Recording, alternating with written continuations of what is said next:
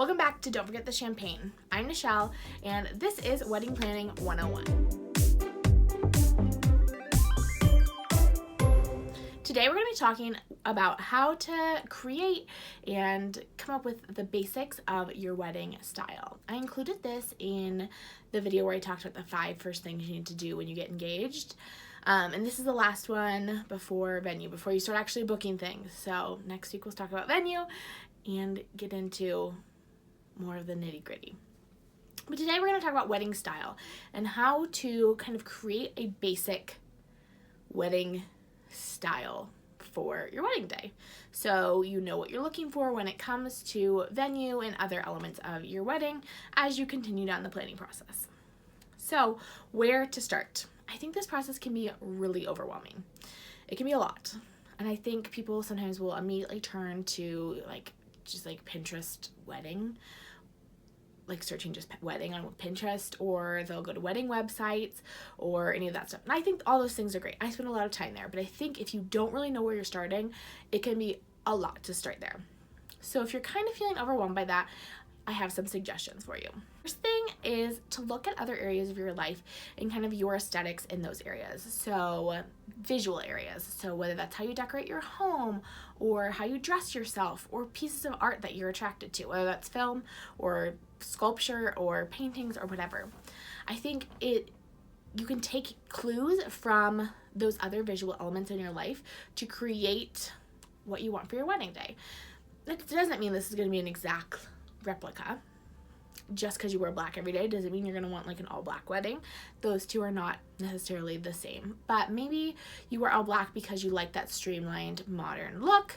Maybe that can translate to your wedding day. Or you enjoy neutrals, and so that can translate to your wedding day. I would encourage you to write down some words and phrases that come to mind as you look through some of those elements within your own life and kind of use that as a starting point.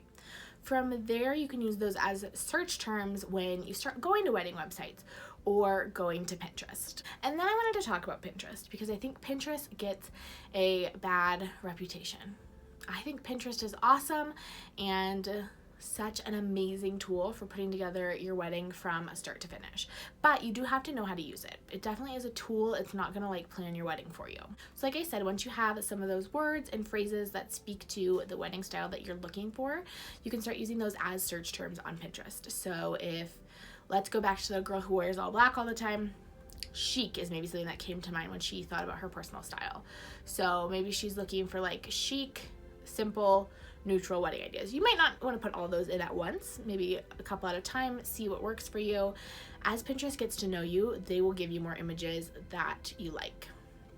I would recommend just creating a folder, and then within those folders you can create sections for particular items if you want to break it down that way. If not, and you're just kind of creating a larger inspiration board, that works too. It's kind of whatever your personal preference is with Pinterest, but I would definitely recommend using it. I think it's an amazing way to just gather images, which images are something that you are going to need as you go to various vendors to explain what you're looking for. A picture is certainly worth 1,000 words. I also don't think you just need pictures of other weddings. Like I said, you can turn to home decor, fashion, art to get inspiration from, and I think you should include some of those inspiration images in your board. So if you're in love with the way this home looks, pulling an image there is going to help the professionals you work with create something that pulls on some of those elements. You can also, in Pinterest, depending on how detailed you want to get, you can also put notes to kind of explain what you're thinking in connection to that image, especially if it's a particular element or something like that. So as you're pinning things, there's a comment section. Feel free to make your notes there. I also love Pinterest because it's really easy to share. You can create a shareable link, even if it's a secret board, you don't want it to be public. You can share it with your professionals. You can send them a link. That way they have access to it. And a lot of times you can actually work together. You can both pin to the board and kind of create a collaborative process through that. But most importantly, Pinterest is just a home for all of your images. If you really are anti-Pinterest for whatever reason, create a folder on your computer or on Google Drive where you can throw inspiration images. But I do think you need a place, and during this age, I think it needs to be on the computer where you can put all of those images. And Pinterest doesn't have to just be for Pinterest images either. I don't know if I explained that well. You can pin images from any other website, especially wedding websites. Most of them will have the pin button built in, but if not, it's pretty easy to either add a Google extension, which is what I have, or to kind of pull the image off and then chuck it back on Pinterest later. So now we kind of have an idea of where we're starting from, but what are we looking for? So I think there are 4 main things that you kind of need to establish in this early stage of wedding style. I don't think these need to be perfectly fleshed out, as I'll kind of explain, but these will be a great starting point to help you, like I said, look for venue, look for florist, look for those things, and make sure that style matches the style you are going for. So the first thing is color, and I don't think you need the particular Pantones yet, and I don't even think necessarily you need to have Pantones ever, but you should have an idea of kind of the tones you're looking at. Are you looking at a lot of neutrals? Do you want to do a bright pop of color? If so, what color are you thinking? Yellow, blue, pink? Are you looking for kind of deeper tones, which might lend itself well to a fall wedding? Are you drawn to a lot of like gold accents? I think colors are one of the easiest things to see as you scroll through your Pinterest board.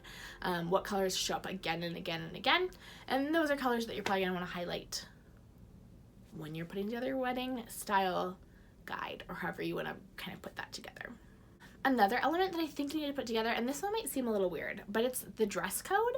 And really what I mean by this is, how formal of an event are you imagining? Because that's going to determine a lot of things. Winter weddings tend to be a little bit more formal because they tend to be at night because the days are pretty short. Where summer weddings tend to be a little bit more casual. Are you looking at a beach wedding? Are you looking at, there's a lot of elements that play into this and can also be derived from this. If you were picturing a really casual affair, then that's going to drastically change what venues you look at. And also maybe what seasons you look at. Maybe you don't want to do a winter wedding with all those deep dark colors if you're picturing kind of a bright casual affair. So I think dress code really can tell you a lot about the overall formality of your event. And then the third thing, and probably the most vague thing, is just your overall vibe or theme.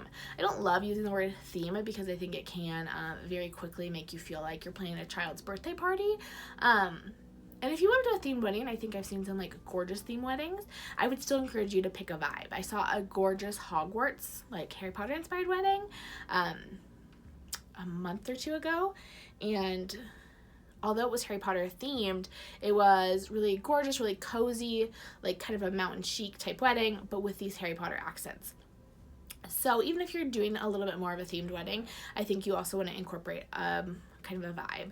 And by that, you might want to start looking at wedding websites and seeing kind of the words that show up a lot if you're kind of lost. But again, I think they can relate a lot back to fashion particularly and home decor.